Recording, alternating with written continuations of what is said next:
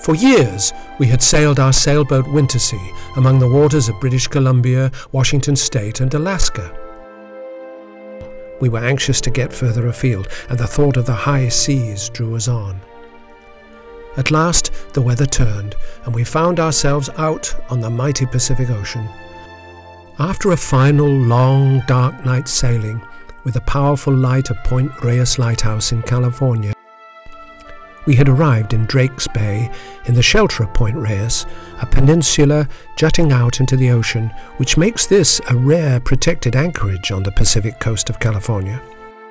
Hearing the rattling and roaring of the road traffic on the bridge above our heads reminded us that we were now back in so-called civilization, after being several days and nights at sea.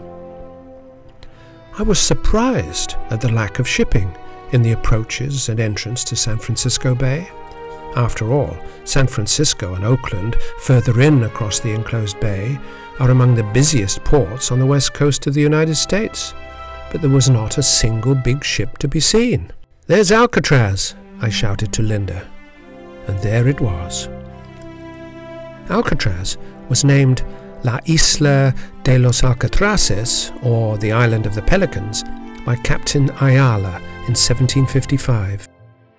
We arrived here in Morro Bay, a beautifully enclosed, protected anchorage with a narrow, dangerous entrance. We visited the magnificent Hearst Castle, high on a hill overlooking the Pacific at San Simeon.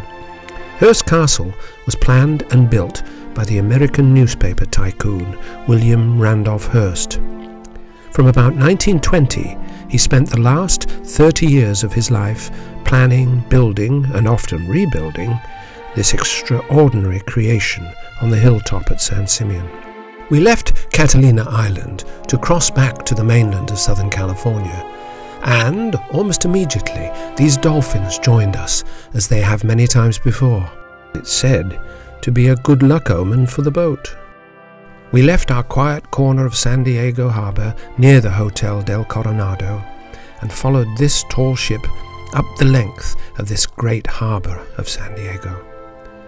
We passed all the docks, the military air base and the US Navy headquarters. To our right were the tall buildings and the hills of San Diego. We had an exhilarating day's sail down the southernmost coast of California, and, having sailed through a long, dark night with no moon, we finally arrived in Mexico.